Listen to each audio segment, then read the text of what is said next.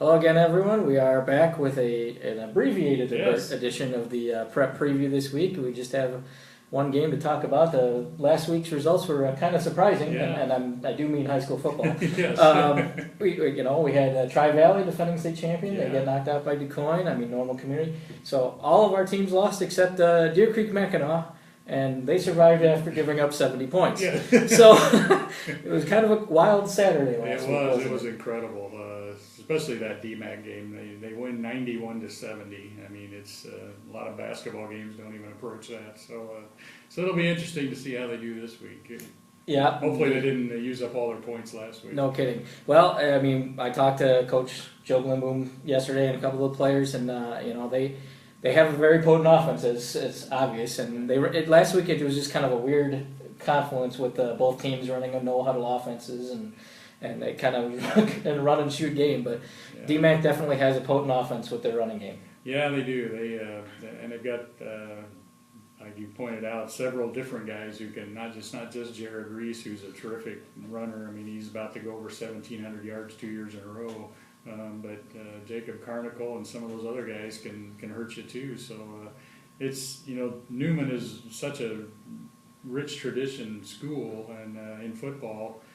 So it'll be interesting to see how their defense can fare against this high-powered Dee-Mack offense. Yeah, and I talked to Newman coach Mike Paposi as well, and he said that last week isn't really representative of what Dee-Mack's defense can do. I mean, they shut out 4 or 5 of their first 6 opponents this year. So I mean, obviously that was kind of an anomaly. Yeah. And you point out in the preview they're going to have in tomorrow's paper that they gave up 78 points the whole regular season, and they gave up 70 in one game the other day. So it is just a freak thing, and hopefully I know it sounds like their defense is eager to get back out there and kind of atone for that. Yeah, and quarterback Derek Baker was basically saying that. I mean, it was kind of a shot to their pride, and they wanted to make up for that.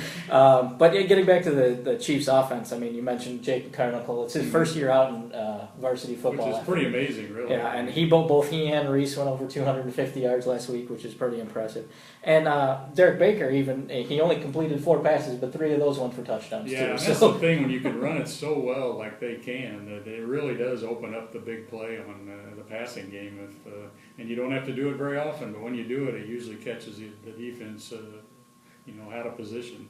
So obviously Newman has like you said, a big tradition, and Mike DePosie's been there a long time with 5 titles under his belt. Yeah. They have a very potent ground attack too. They do a similar type wishbone type run attack, and they like to control the ball, so that may keep the ball out of Dee-Mack's hands. That's probably their best defense against Dee-Mack, is if they can run the ball like they love to. I've covered them a few times over the years in different games, and sometimes it's been title games, others in just playoff games, and every time they just they're the master of those 10-play, 6 or 7 minute drives that just take the heart out of a defense. So if they're able to do that, it'll make it very tough on Dee-Mack. Yeah, and one thing Coach Limbom was telling me about last week's game too is that part of the reason it got so high is because they were scoring so quick on offense. They're getting 2-play, 3-play drives, and they probably won't have as many of those this week either against a tougher defense. Yeah, your own defense doesn't have much time to rest when your offense is just going back out there and scoring right away. And so it will be interesting to see how this game plays out. I mean, on the one hand, you think, it might be high scoring, but if Newman's able to control the ball and control the clock, that might hold it down a little bit. Yeah, and so then the winner of this will go to the semifinals. They'll be playing Fulton or Anawan Wethersfield, I believe, in the semifinals. Yeah. And then we're only 2 weeks away from the championship game. Yeah, it's amazing. We really thought we might have a few more teams still going at this point, but all along we've known how good Dee-Mack is, and so if they can put together another good game, it's still very possible they could be playing in the title game 2 weeks from now. That's how good they are. Yeah, I mean, Coach Limbom did say he seems fairly confident. He thinks if their defense can keep Newman in the under 30, that they'll have a pretty good shot. So I will be going up to Newman to cover this game tomorrow, and so watch for my coverage tomorrow afternoon on Paragraph.com and in Sunday morning sections, and then hopefully we'll be back here again next week. Thanks a lot.